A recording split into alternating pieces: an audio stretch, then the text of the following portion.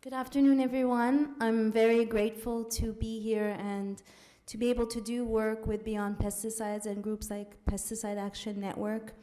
And we choose to see colony collapse disorder as a wake-up call. I am dedicated to the honeybees, and I'm in service to them and the message that they have, because this is about the bees, but it's as much as about us humans. We are assaulting our planet with pesticides through the earth, the soil, the air, the water, our food. And I just want to thank David Hackenberg for having the courage to speak out about colony collapse. And since this was first reported in 2007, there has been so much positive movement in the world of beekeeping. So many people have taken up beekeeping as a hobby. And we have a social media platform of about 50,000 on Vanishing of the Bees. And people are very excited to be the change. And with that, I just would like to present David Hackenberg.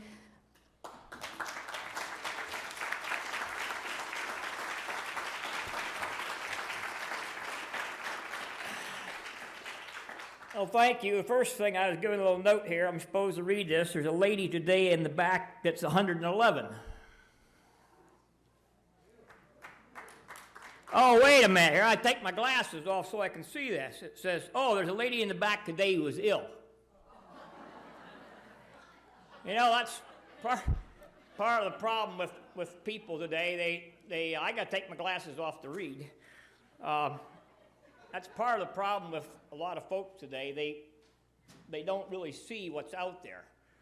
And, you know, that's a pretty big mistake I made there from being ill to being 111. But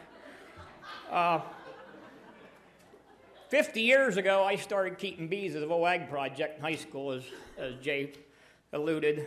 And in 50 years, I've seen a lot of the inside of a lot of beehives. I've seen a lot of miles on a highway. My business and my family's business now is pollinating crops from California to Maine and Florida. We operate bees in 7 states. The honeybee is the environmental indicator. When we set a hive of bees out here, or you set a hive of bees in your backyard, if that was a cow, you would build a fence around that cow so that cow had to stay inside that little pasture and eat that grass. But when you set a hive of bees out there, that hive of bees flies 2-3 miles in every direction trying to gather food. And whatever's out there, they're going to bring back. And one of the first things we learned early on in looking at, I say we, the scientists looking at CCD, was the fact that we started looking at pollen samples. We started seeing things that nobody ever knew was there. Penn State, in some of their first looking at pollen samples, were finding as high as 127 different contaminants in a little sample of pollen about the size of your end of your little finger. The least amount they found was 7. So, as you can see, the honeybee is basically out there checking out the whole environment. And we talk about the pesticide issue and so on, and it's a lot bigger than we look at. You know, people say, well, you move bees all over the country and, you know, you've created your own problem. Well, I've been doing this for 40-some years, basically trucking bees all over the United States, and I get accused of moving bees more times than anybody in the whole business, and that's because we are basically in the pollination business. A lot of our bees basically pollinate 4 and 5 crops a year. Of course, it's what you call high-maintenance beekeeping. And the reason we do this is because when you go down to the grocery store and buy that food, that salad you had for dinner and some of the other things you eat here, without the honeybees, it wouldn't be there. There's 90-some different foods that we eat that are dependent on the honeybee for pollination. Now there's other bees and native pollinators that do a job, but honeybees are the only ones that are manageable. Just to show you how big the pollination issue is in this country, I mean, we could get along without the honey that the bees produce. I mean, most people, you know, when I started keeping bees, my idea was to produce honey because we ate a lot of honey in my family, and I was born and raised in a dairy farm. We ate honey, and that's why I started keeping bees as the high school VOAG project. And then I thought there was money in the business, so I went in the bee business, and I found out there's a lot of money in the bee business because I've put a lot of money into it over the years. But long story short, today, right now we just passed the biggest pollination event that happens annually in January and March in California. The almond industry is growing by leaps and bounds. Most of you people probably eat almonds. Right now, we're looking at somewhere between 850,000 and 900,000 acres of almonds in California. In 2 more years, we're going to be pushing the million mark on acres of almonds in California. For every acre of almonds that's out there, it takes 2 hives of bees to pollinate that crop. This past year, we don't know exact numbers, but somewhere around 1.8 million hives of bees went to California to pollinate the almond crop. These pictures I'm going to show you later, and I'm not no PowerPoint person, so I'm going to show you some things about what happens in almonds. Bees are crisscrossing the United States at numbers that we have never thought about in the past, because the sustainability of beekeeping is going downhill because of all the problems we're facing. In another month and a half or so, we'll be the 2nd largest beekeeping event in the United States. Will be happening just north of you in Maine, pollinating the blueberry crop. It doesn't take 2 million hives of bees or 1.5 million. It only takes about 100 and some thousand hives. But that 100 and some thousand hives, some of them are coming as far away as California to pollinate the crop. Since the 1980s, beekeeping has started to see some unusual changes. We got the mites. There's 2 mites, the royal mite and the tracheal mite, which came here in the 80s, came from Europe and other places. And that basically changed beekeeping as I knew it and beekeepers knew it, because now you had to put a pesticide in your hive to treat a mite. You had to kill a bug on a bug, and that's pretty hard to do. And mites, if you know anything about mites, they build up resistance real fast. So we have a lot of soft chemicals. We still have some what we call hard chemicals. But all in all, it's a difficult situation. So over the years, as beekeepers, if you didn't treat your mites, starting in the late 80s, mid-80s, when mites showed up, the mites made a believer out of you. They'd put you out of business. You didn't treat the mites, and you had dead beehives. So in the early 2000s, when we started seeing new things happening that nobody could really figure out, 2003, 2004, 2005, in the winter in California, I mean, it was a disaster. Guys were losing bees. They couldn't figure out what was going on. We all blamed it on ourselves, because in beekeeping, you make a mistake, you reap it down the road as a beekeeper because something happens to the bees. In 2006, summer of 2006, we had some pretty good-looking beehives, and we were pretty happy the way they were looking. We loaded these bees on some semis. In fact, I took the first semi-load of bees south myself in early October, and great-looking beehives. Really proud of these things. We've got our mites under control, and everything's looking really good. This is going to be another good winter. We got it all figured out. 3 weeks later, I show up back down in Florida, kind of look at these bees that I brought there 3 weeks before that, and it was the most... I mean, it's just startling. You walk in there, and well, it was late afternoon, and we actually had to pick up 400 hives and get them moved from the location they were in to another location, and we pulled into this location, and we fired up some smokers, and for some reason, normally I run a forklift myself, but I got my son on the forklift, and the hired man and we started smoking some bees, and all of a sudden, something told me, it was late in the afternoon, there wasn't many bees in the air, but hardly any bees in the air. There's something wrong here. You sense there's something wrong, start opening up lids, and there's nobody home. They're empty, completely empty. The good news was they were sitting on a gravel lot, just like this floor here, and there was no dead bees on the ground. That's kind of interesting. In the past, you've seen Dr. Crespi show you, dead bees in front of a hive there today, in that slide earlier this morning. If you got a poisoning, you got dead bees in the ground. So frantically, we go through these. I start through these beehives, and there's one here that's got a few bees in, one here that don't have any bees in it, and a couple of them look pretty decent. Sitting 75 yards across the fence, this is south of Tampa, in an area in that time of year, Brazilian peppers blooming. We use that for a fall plant to feed the bees. Sent my hired man, there's 75 hives there that belonged to another gentleman. I said, go over and look at them bees quick. Just go over there and have a look at them. He come back and says, they look great. After I got my thoughts together, I started thinking about this thing. Well, wait a minute, something's going on here. This didn't happen here. This is something we picked up along the way and brought with us.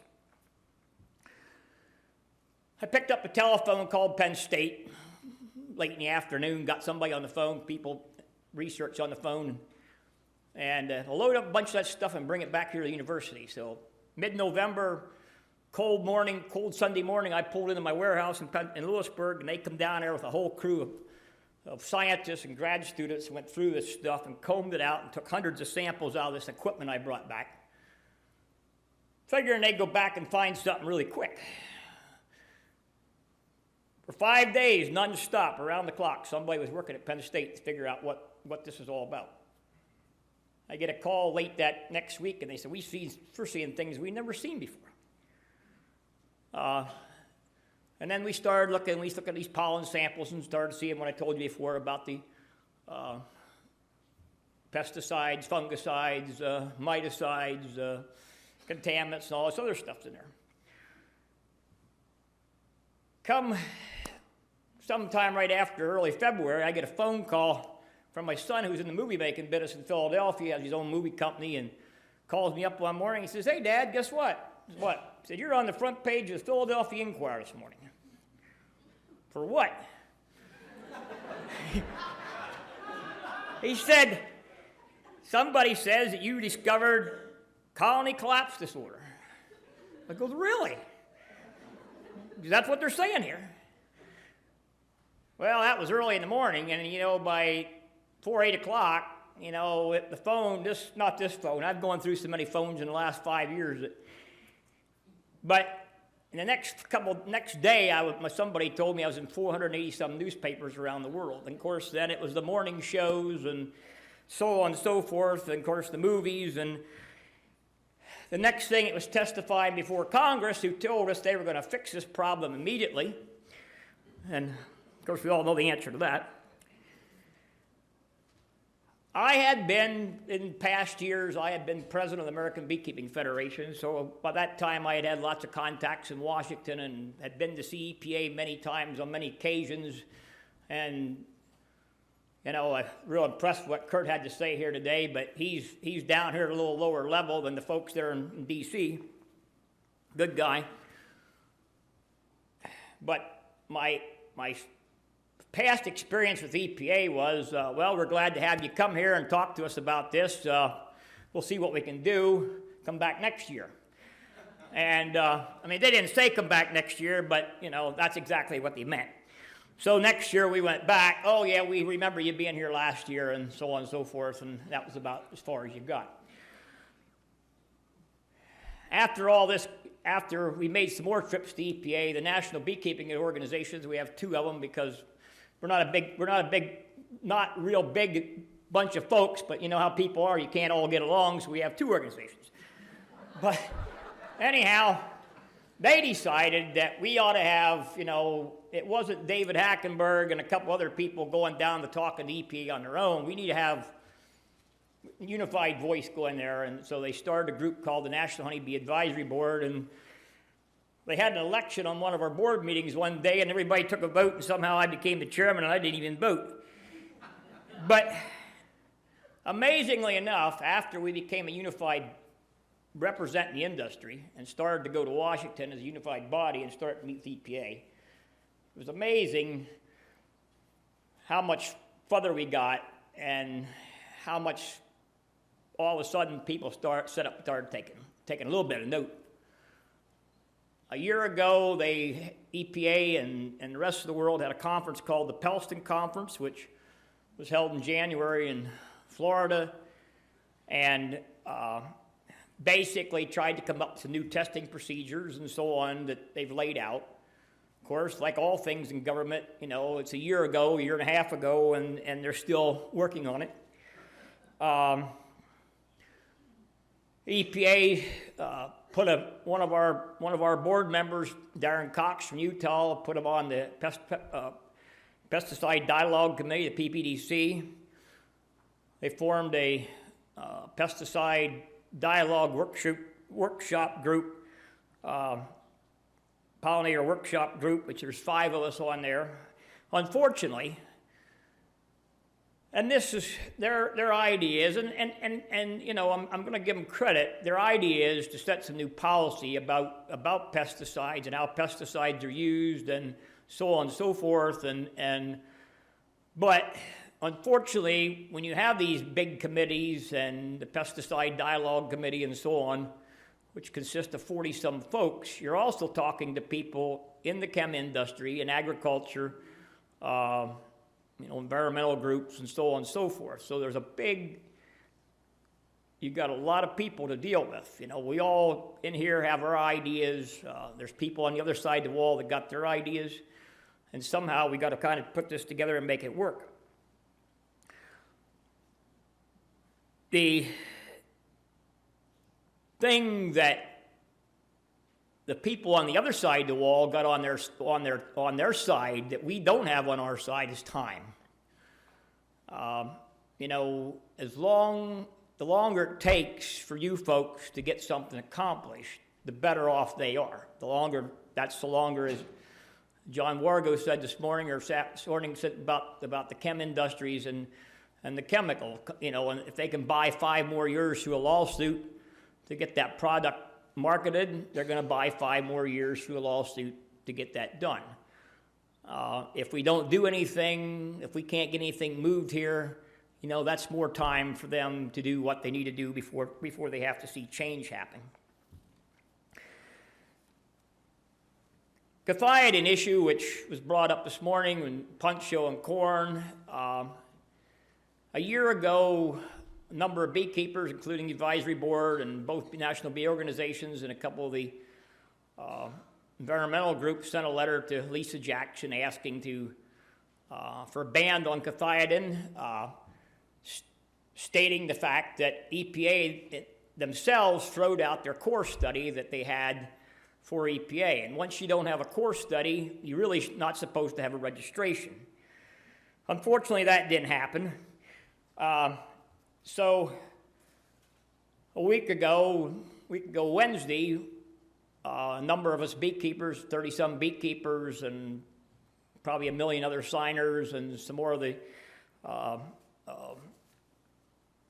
environmental groups, we filed a petition, which is the beginning of, basically, I understand that's the way you go about the next thing down the road, is a lawsuit.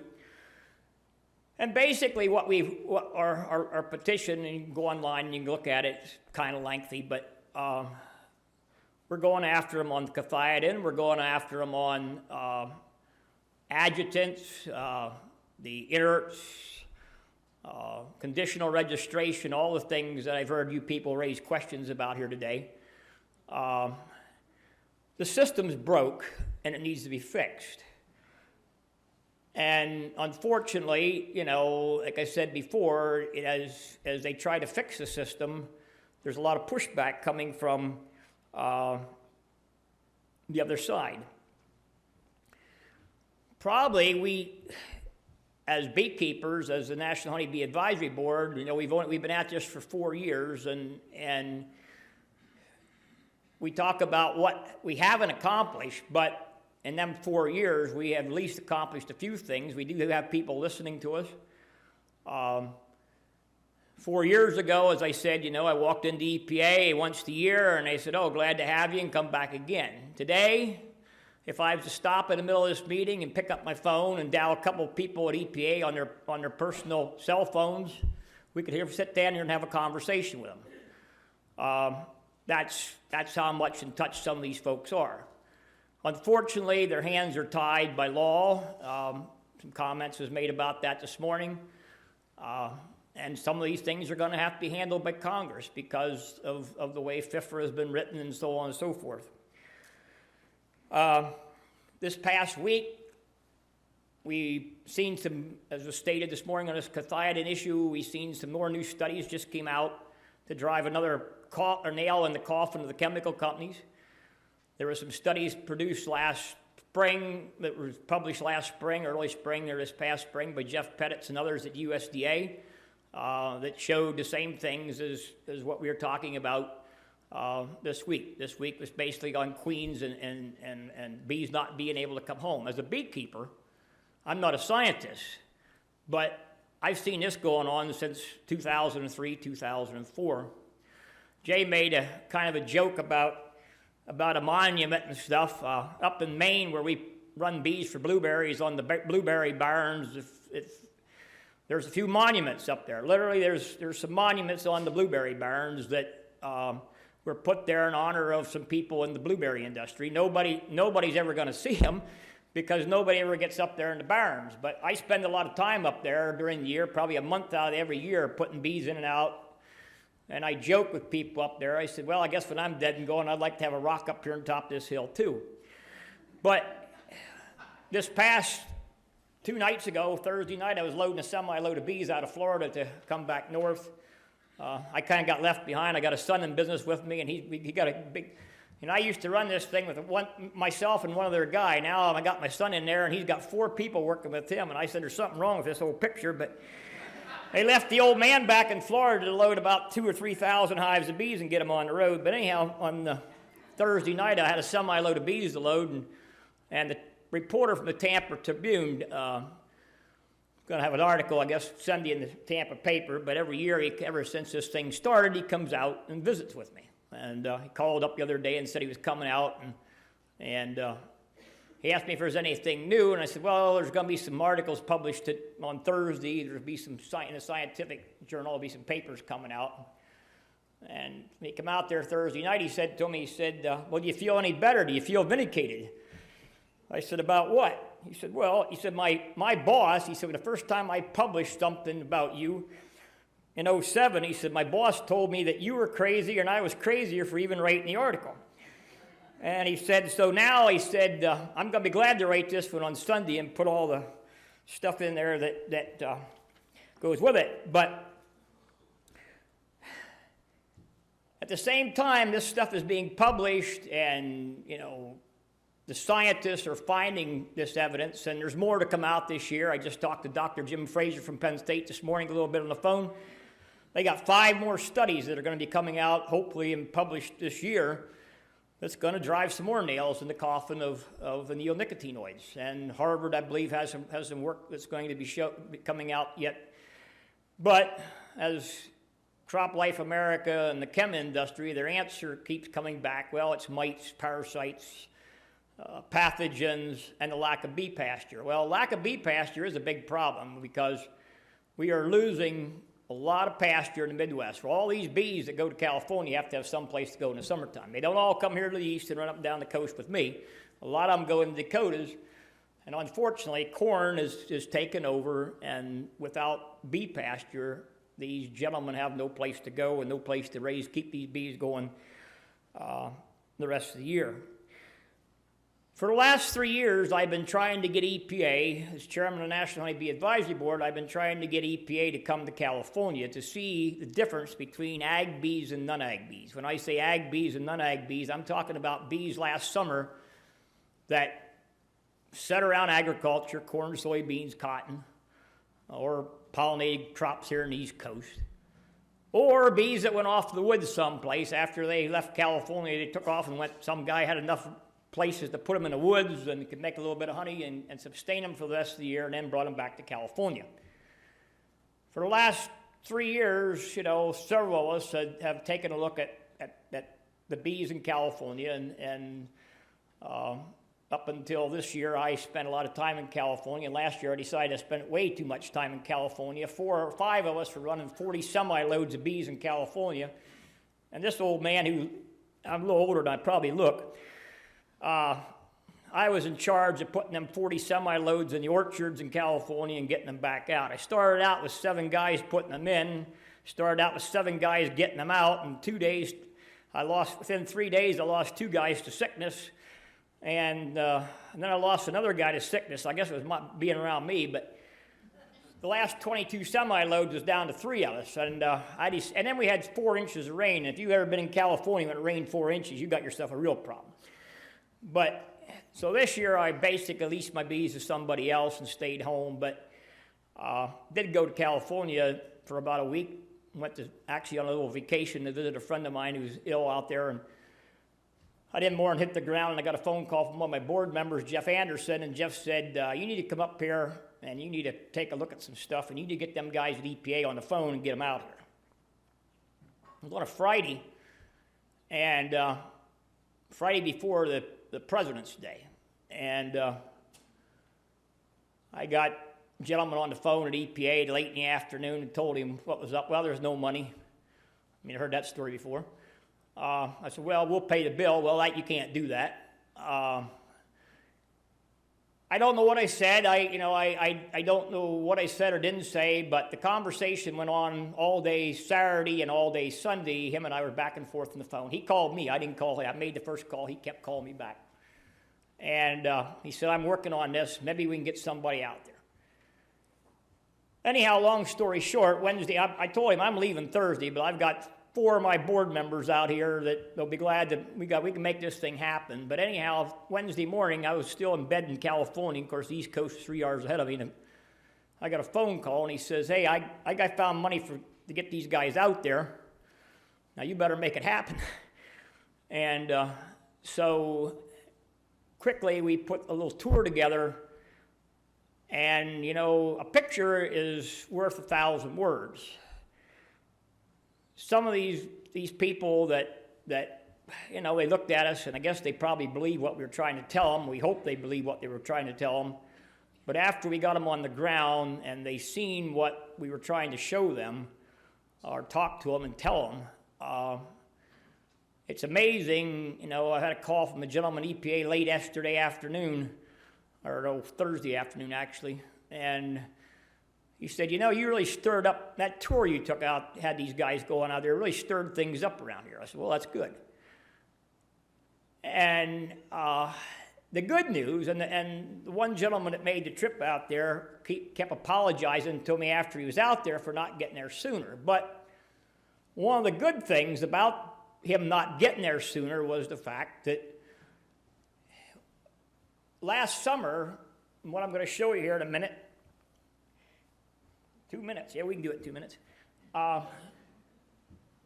In the middle of summer, for no reason at all, well, for a reason, because the chemical companies, and you can't be in the chemical business if you don't sell product, and that's the name of the game. I mean, you have the big 6 or whatever you want to call them up here at the top, and below them you have their distributors and so on and so forth. And if you don't know anything about how this all works, I don't have time to stand here and tell you, but talk to me in the hall and I'll give you a real good education on how it all works. The more product you sell, the better off you are, and the better trip you get to Cancun and so on and so forth. Seriously, I'm not joking. That's the way the system works. And if the farmer buys enough, he gets a trip to Cancun too. But, and at least a new jacket and a new hat. And a new jacket and a new hat goes a long ways. You'd laugh, but that's the way life is on the farm. But anyhow, in the summertime, soy, right behind corn, you've seen the numbers that somebody put up there this morning, right behind corn is soybeans. And soybean aphids are a problem. You get aphids, you lose part of your crop. I mean, that's debatable, but however. But anyhow, the companies sell fungicide, and they do a good job of making a sales pitch to sell fungicide. At the same time they're selling fungicide, well, while you're applying the fungicide, why don't you just mix a little bit of pesticide in there? And you can, in case you need it. You may not need it, but just, it's going to cost you $8 an acre more. We're already going to fly over your field, so we'll just do that. Oh, your neighbor's doing it, so you better jump on bandwagon, and that neighbor's doing it. Maybe that neighbor wasn't really doing it, but they come over and sold it to you. Now they go back to that neighbor, and oh, he's a...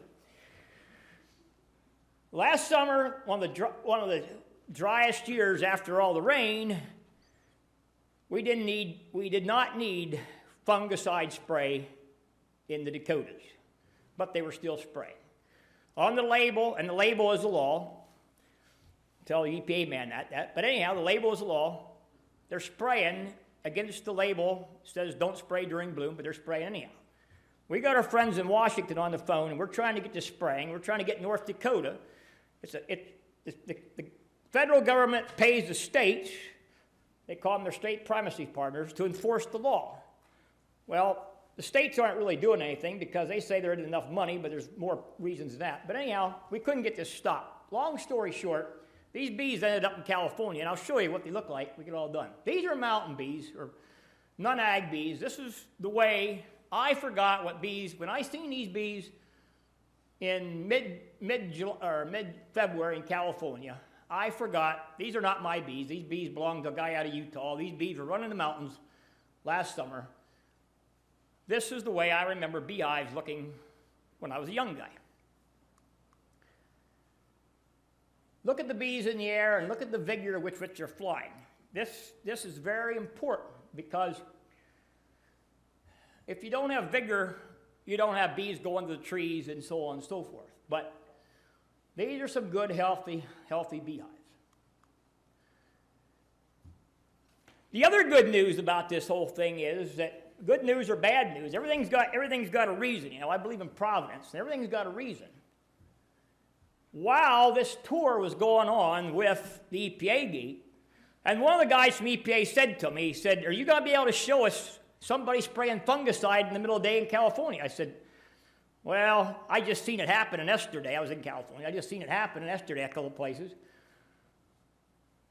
We don't see the sprayers, but you see the dust, you see the fog up there. Well, that's the sprayers over there going through, spraying fungicide in the middle of the day in the almond bloom.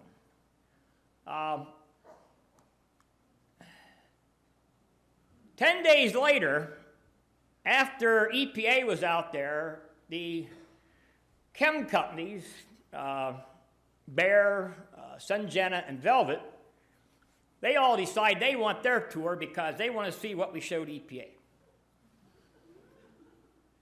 These are the same bees that you've seen in them previous pictures 10 days later after they were sprayed with fungicide. There lays the populations out in the ground. The farmer who hired somebody else probably to spray the field or spray the orchard because the guy sold him a bill of goods and said, "We need to spray your, we need to put fungicide on there." Now the farmer who paid probably $150 a hive, that's $600 a pallet to rent them things, there's these pollinators laying on the ground. This is what the inside of the beehives look like. Now the beekeeper's got to take them and try to make something out of them the rest of the summer. Them bees won't make any honey. Them bees aren't worth much of anything. Yes, he got a $150 paycheck, which cost him about $170 to do, and that's what he's got left.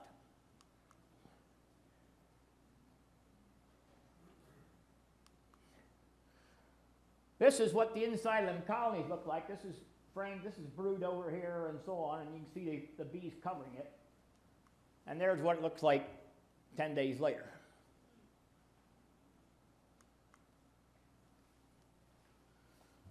This picture's kind of hard to see, but same thing.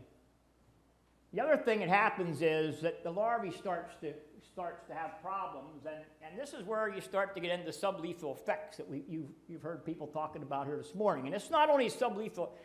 What you're seeing going on inside this beehive is probably happening to us, even though somebody sold us a bill of goods, this stuff isn't going to hurt anybody. It's more dead bees on the ground.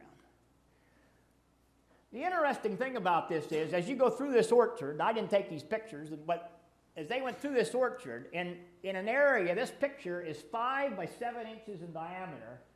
They were looking at 2 to 3 dead bees in 5 to 7 inches in a rectangle area. So if you take that through the whole orchard, just think about how many dead bees you got laying on the ground that aren't doing. There's a bee that's useless even hanging on the flower because they just kind of go lifeless.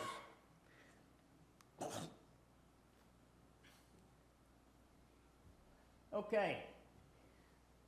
The gentleman I told you about that had the bees in North Dakota, these were bees that were on CRP ground, which was Conservation Reserve ground. Same beekeeper. Yet down the road, these are the same bees. These are in California now. This is the graveyard. There was out of 3,500 hives of bees that got sprayed in that fungicide spray last year. There was 2,000 of them left when they got to California the first week in February. 200 of them went to orchard, and this is the rest of what we call the graveyard, the dead stuff stacked up, the empty pallets.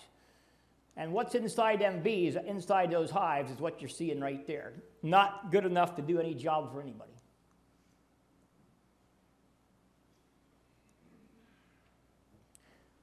That's what we're supposed to look like. Thank you.